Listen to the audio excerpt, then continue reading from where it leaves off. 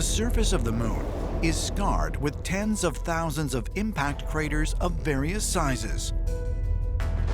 Scientists suggest this is due to the fact that there has never been an atmosphere on the moon to help protect it from bombardment by space debris.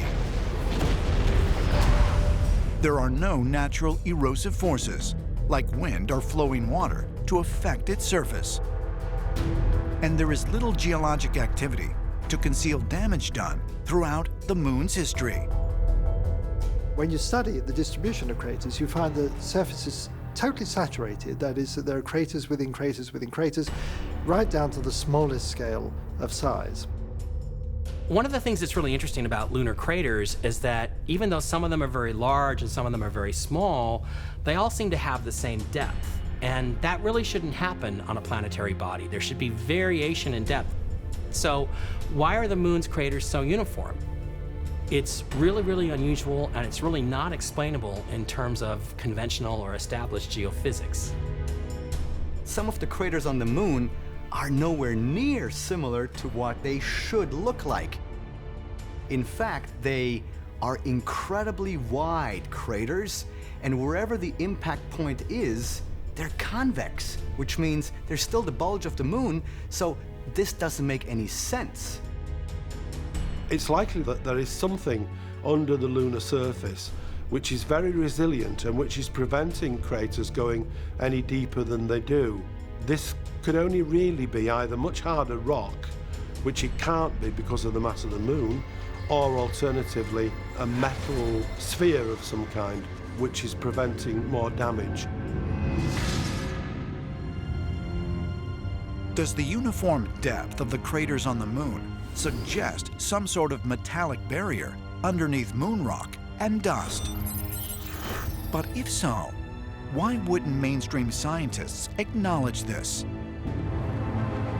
Ancient astronaut theorists suggest that by doing so, they might also have to acknowledge that the moon may be hollow. Yankee Clipper, Houston. November 20th, 1969. During their ascent back to the command module, Commander Charles Conrad Jr. and lunar module pilot Alan Bean released the Apollo 12 launch vehicle and crash it back to the moon. Apollo 12, Houston, the LEM is on its way down. Roger. Upon impact, something very unexpected happened. The moon was said to have seismically reverberated like a bell for more than an hour. With Apollo 12, people referred to a crash. It wasn't really a crash. It was a aimed deorbit of the rocket used to lift off the lunar module. And the crew separated the launch vehicle and crashed it back into the ground right close to where they had a seismograph that they had installed down there. Well, it vibrated, so it was kind of an early clue as to how solid was the surface of the moon. What was amazing about this is that suddenly the moon began to ring like a bell and did so for nearly an hour.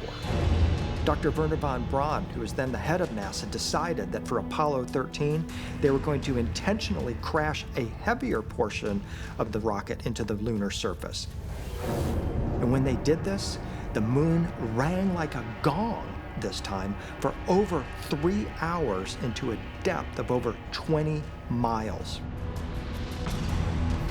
This was not expected, and it still puzzles a lot of scientists today. The inference is that the moon must be hollow, because the moon is made predominantly on the surface of a kind of rock called basalt. Although it's a very lightweight rock, it also absorbs impact extremely well. And so if the whole of the moon was made of that kind of rock, you wouldn't expect it to reverberate when a large impact took place. The reason that this is played down is because the idea of the moon being hollow just contradicts what we know about physics. Yankee Clipper, Houston. November 20th, 1969. During their ascent back to the command module, Commander Charles Conrad Jr. and lunar module pilot Alan Bean release the Apollo 12 launch vehicle and crash it back to the moon. Apollo 12, Houston, the LEM is on its way down. Roger. Upon impact, something very unexpected happened. The moon was said to have seismically reverberated like a bell for more than an hour. With Apollo 12, people referred to a crash. It wasn't really a crash. It was a aimed deorbit of the rocket used to lift off the lunar module.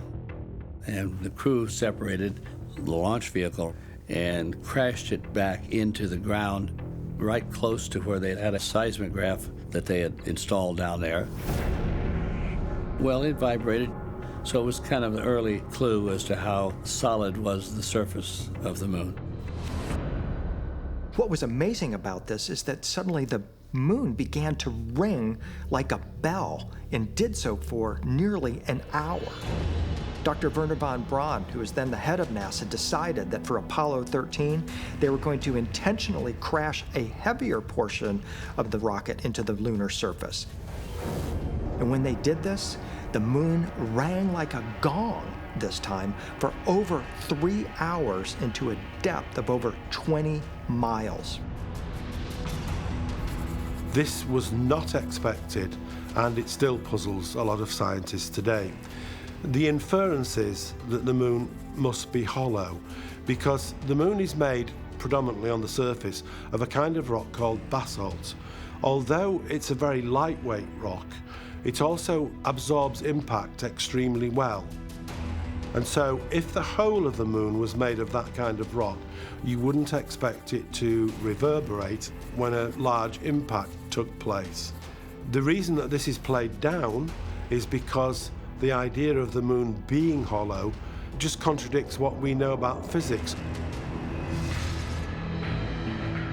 In his 1966 book, Intelligent Life in the Universe, renowned scientist and astronomer Carl Sagan defined modern scholarship regarding the composition of celestial bodies throughout the cosmos. Carl Sagan suggested that a natural satellite cannot be a hollow object. This is very odd, because why would the moon be vibrating unless it's a hollow object? That would suggest it's artificial. Significant portions of the moon may have been hollowed out. If that is the case, the chances are that was not achieved naturally. That would have to have been achieved artificially. This brings up the important question, who would have had the ability, the skills and the technology to do that? Certainly not us.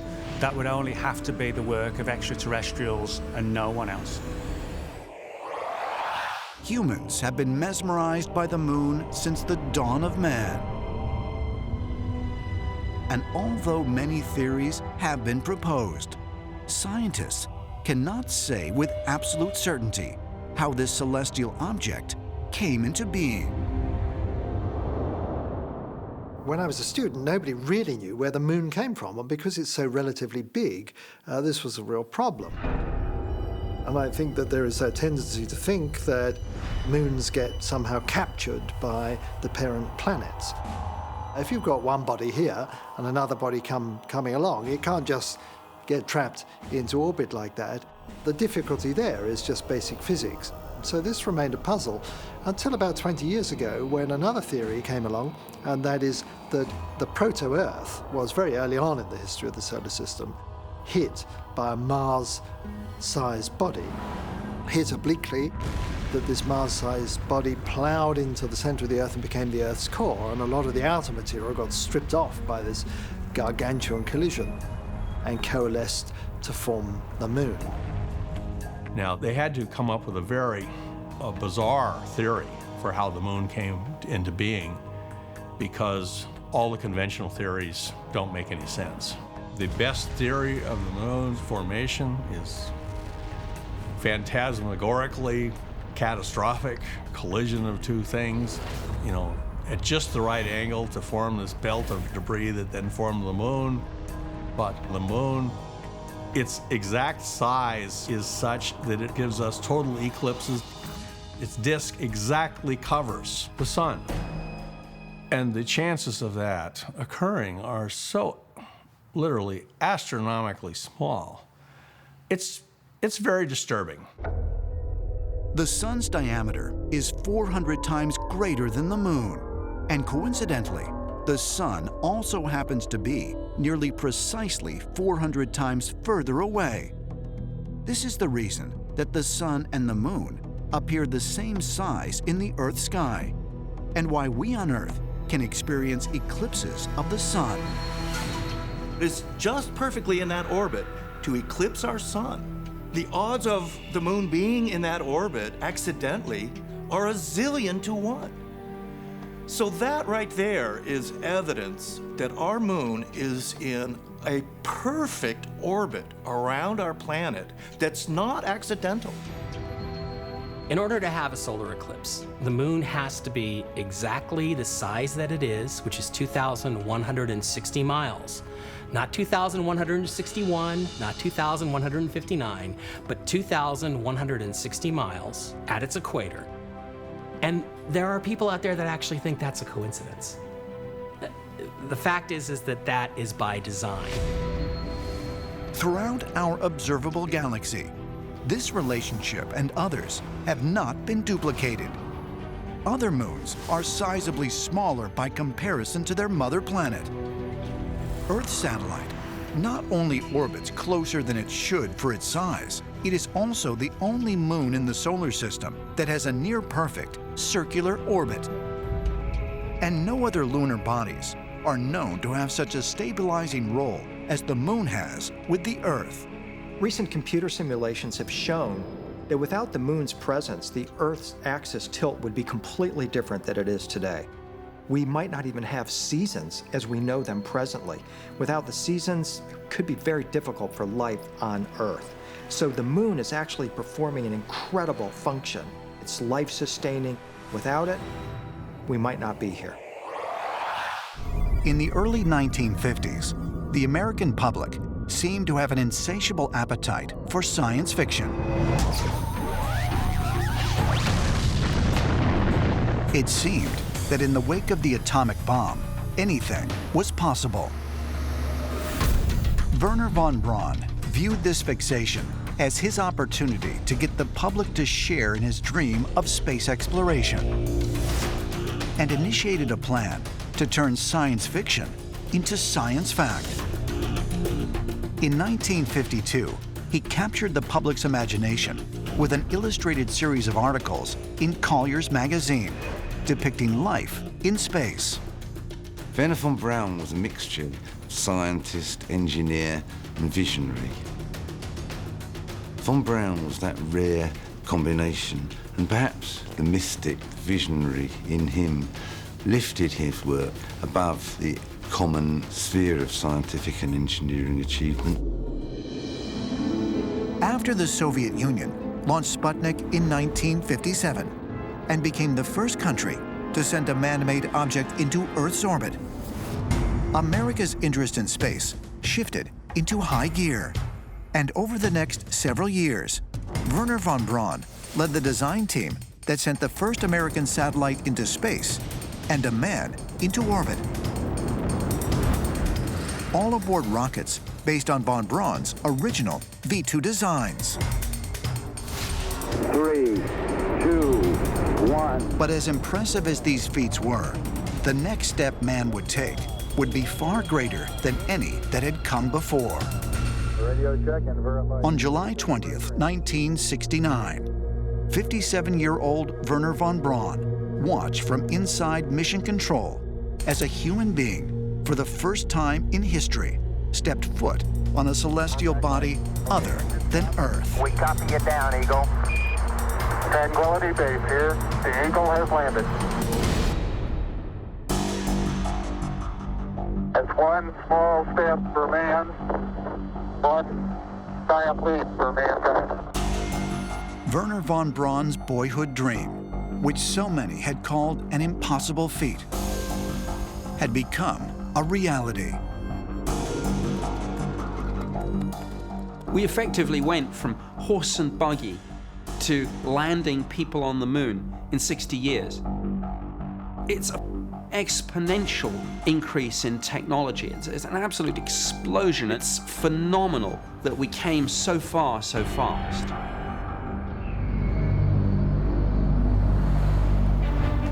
Getting to the moon involves extremely precise orbital calculations, and the possibility of missing the moon, of not capturing into an orbit, is a matter of a tiny fraction of a degree in the trajectory and a small percentage of the speed coming in. So the ability to adjust the orbit in real time and adjust those calculations was a stunning achievement. But how did von Braun know all the specific information needed to calculate not only how to send man to the moon, but to bring him back to Earth? Where did he get data such as the exact gravitational pull of the moon, the speed needed to break Earth's orbit, or the effects of space radiation on the ship?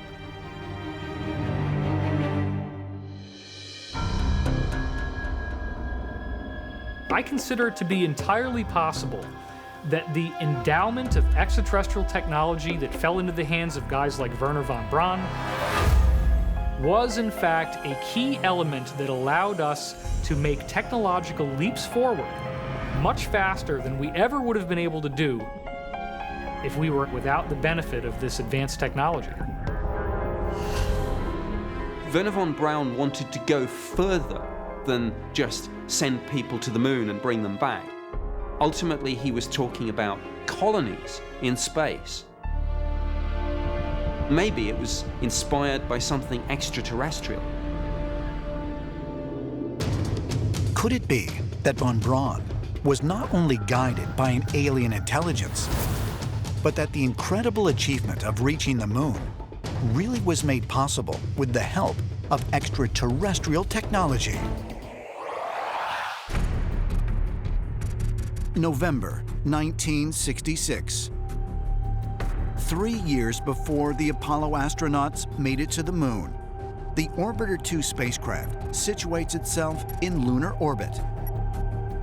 It was designed to capture high-resolution images of the surface to assist with the selection of landing sites for the Apollo missions. One image in particular catches the eye of researchers as it shows what appear to be the shadows of several pointed spires. On November 20th, 1966, the Lunar Orbiter 2, NASA's probe, photographs this area on the moon that was actually in the Sea of Tranquility only 300 kilometers away from where Apollo 11 ended up landing. And what's so bizarre is that this area has undeniable architecture that looks like what you would see from obelisks. There's 8 different spires, and scientists calculated that the largest of these spires would be an obelisk that is 15 stories tall. These do appear to be just like an Egyptian-style obelisk, but what the heck are they doing on the moon? Of the multiple anomalies on the moon, I think the spires are some of the most fascinating ones because astronomers have calculated that these spires are very tall for them to be exclusively natural occurrences. They have to be artificial, simply from the fact that the moon has been bombarded in kind of an incessant meteoric rain for 4.5 billion years. There is no way that anything bigger than a basketball can be standing straight up on the lunar surface. The inference is that NASA would have known this, and that one of the reasons that they sent their mission there was so that the astronauts of the Apollo mission could gain more information about these artificial structures on the moon.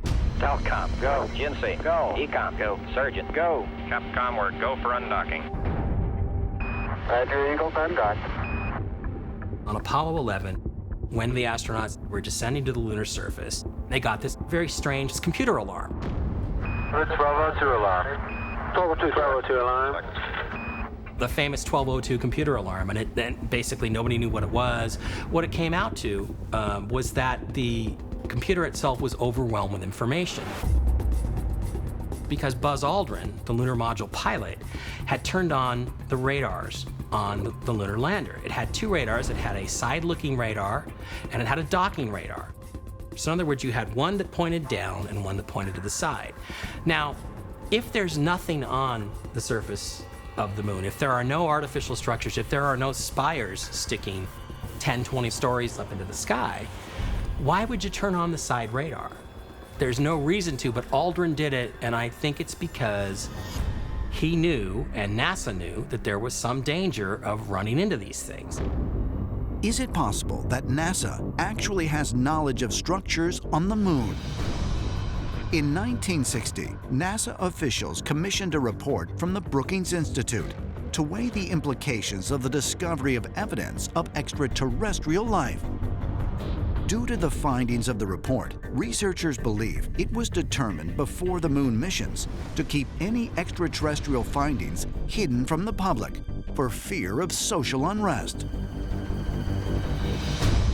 Since the time of the very first Apollo moon missions, researchers have pored over NASA and Russian photos of the moon, looking for structures. And they found some unusual things. You would think, in fact, that if extraterrestrials are on the moon, or were, that they would have built all kinds of structures. And we're able to see some of these, even though NASA scientists don't acknowledge them as genuine. Huntsville, Alabama, July 24th, 1969. A crowd of thousands gathers in Courthouse Square to cheer on the triumphant return of Dr. Wernher von Braun. Just hours after Apollo 11's Columbia Command Module splashed down in the Pacific Ocean. The United States had achieved what many believed was impossible, putting a man on the moon. The picture ran in newspapers around America the following day, celebrating the genius rocket engineer who was behind it all. Von Braun is a titan, you know, he's one of the major figures of the last century, and he was way ahead of his time. Von Braun adamantly believed that humanity's future was in space. He's the greatest voice we've had in the history of the space program.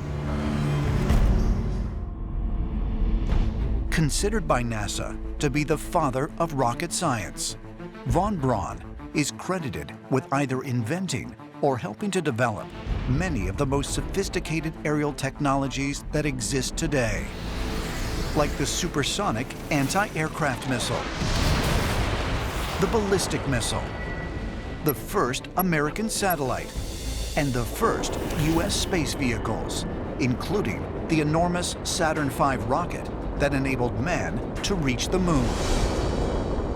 Without exaggeration, the Apollo program has been called the greatest achievement that mankind has ever accomplished. Without Wernher von Braun, we would not reach the moon. To date, the Saturn V is the most powerful rocket that we've ever built. Von Braun's incredible engineering feats were matched only by his all-consuming crusade to send man into space. In the 1950s, when space travel seemed a fantasy, Wernher von Braun teamed up with Walt Disney to convince a skeptical public that putting man on the moon was not only possible, but that it would happen in their lifetimes. In these films, watched by an estimated 42 million people, von Braun boldly predicted not only how we would send men into space, but also the use of protective suits, lunar landing vehicles, orbiting space stations, and even manned trips to Mars. If we were to start today on an organized and well-supported space program, I believe a practical passenger rocket could be built and tested within 10 years. But who exactly was this engineering genius with such extraordinary visions for the future? Why did he believe so strongly that man could and should travel into space? And what did he expect to find when we got there? Wernher von Braun was born March 23, 1912, in a small town in eastern Prussia. The second of 3 sons, Werner grew up a child of wealth and privilege. But while he was born into an accomplished family, Werner's keen intellect and unusual passions stood out. His father once said, "I don't know where his talent comes from," and stated on more than one occasion that he considered his son a mystery. Werner von Braun was multi-talented. Both sides of his brain were working. He could think about technical things and imagine rocketry and space travel, but he was an accomplished musician.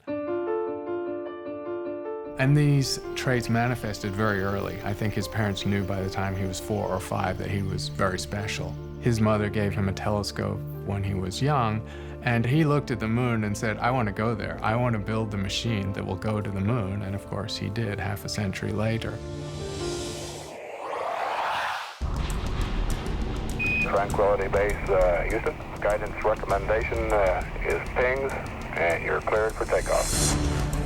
July 21st, 1969. Approximately 21 and a half hours after landing on the moon, the lunar module Eagle lifts off to rejoin the command module Columbia and begin the return to Earth. The astronauts take with them 47.5 pounds of lunar surface material, and they leave some items behind as well, like scientific instruments, an American flag, and a small plaque commemorating the Apollo 11 mission. But perhaps most curious of the items left on the moon was a small bag containing a gold replica of an olive branch and a silicon disc with recorded messages of peace and goodwill from 73 world leaders. Why were these symbolic messages sent up into space?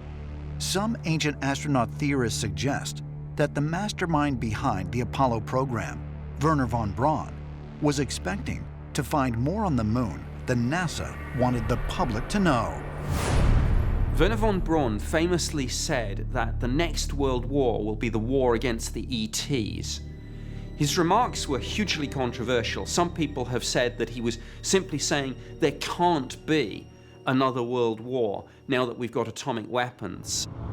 Other people have speculated that he knew something and he was hinting at some terrible truth. Another story relates that von Braun claimed that we had help from them to get us into space. If anybody knew about the extraterrestrials, it would have been a guy like Wernher von Braun. Some ancient astronaut theorists propose that not only did alien beings have a hand in man reaching the moon, but that once there, we discovered further evidence that we are not alone.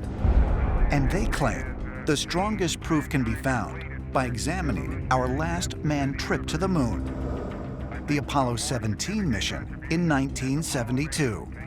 We definitely weren't told everything, and there's monkey business played with the moon landings, of course, as far as what we know about them.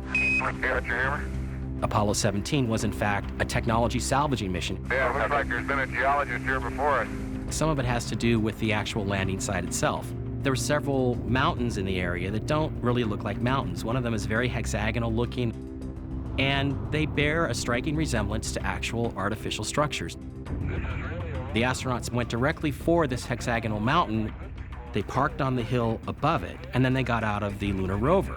What's interesting is that for the next 20 or 30 minutes, NASA has control of the camera on the rover, and they point it at everything except what the astronauts are doing.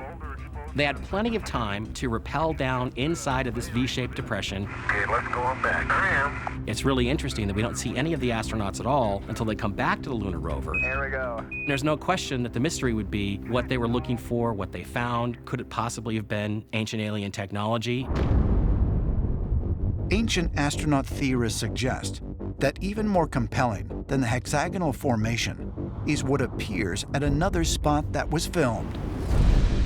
The Shorty Crater.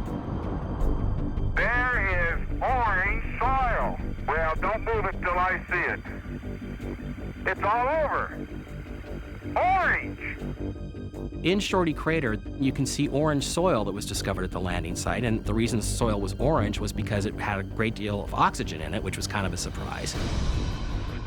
But the biggest surprise is if you actually look in the crater, what you see are objects that at first might to the naked eye appear to be rocks, but in fact, as you study it with an engineer's eye, what you see is mechanisms. And right in the middle of it, there's a very interesting object that as you zoom up on it, it begins to look more and more like a human head. Mike Barra and fellow researcher Richard Hoagland obtained early generation negatives from Shorty Crater, and upon enhancing the colors present in the film, found that the object appears metallic. The most intriguing thing is that on the upper part of the mouth, there was a bright, distinct red stripe painted across it, and it glowed and shone as if it were metallic. You then come to the realization that what you're probably looking at is the head of a humanoid-appearing robot, the leftovers of an explosion that damaged and destroyed a bunch of mechanical stuff. Reaching the moon was such an unbelievable feat that even to this day, many people are convinced the entire event was actually staged in a Hollywood studio. But ancient astronaut theorists suggest not only did we land on the moon, but what we found there was more incredible than we know. During the 1969 Apollo moon mission, after the landing, there was a very strange 2-minute gap in radio transmissions. And what happened during those 2 minutes has been subject to a lot of controversy. Neil, this is Houston, radio check, over. Columbia, this is Houston, over. White object. According to scientist and NASA researcher Otto Bender, various ham radio operators were able to intercept secret communications with mission control that were not made public. The astronauts apparently talked about seeing extraterrestrial objects on the moon, including flying saucers parked along the edge of a crater within their view. Now, the truth of it is that each of the astronauts had a separate medical channel. That channel was not public, and it could have been very easily used to communicate information that you didn't want to be heard over the general public transmissions. What's really interesting about that story, though, is the fact that within 30 minutes of the landing on the moon, that story was circulating around NASA that, hey, guess what? They saw something on the rim of a crater, they were all upset, they didn't know what to do, they didn't know if they should go out. It is interesting when you watch the feed of when they came back from the moon. They're not sitting there jumping up and down for joy and saying, I had the most incredible experience in my life, I was on the moon. They're not saying that. They look very sullen, very depressed. They're looking down. They almost look like they want to vomit. That's how disturbed they look. Could they have seen something there that they didn't want to tell the public because of the implications? I believe that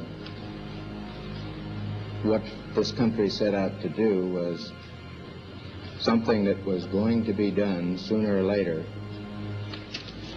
We find for the first time that man has the flexibility or the option of either walking this planet or some other planet. It's a beginning of a new age. After Apollo 11, NASA would send 6 more manned missions to the moon, culminating with Apollo 17 in 1972. One of the most interesting questions with regard to our interaction with the moon is why we have never gone back there again since the Apollo missions. And what else is very telling is that although the USSR at the time was getting to be quite able to send its own astronauts to the moon, it never seems to have done so. Could it be that there were agencies associated with the moon, aliens or other beings who had warned humanity to stay away for some reason?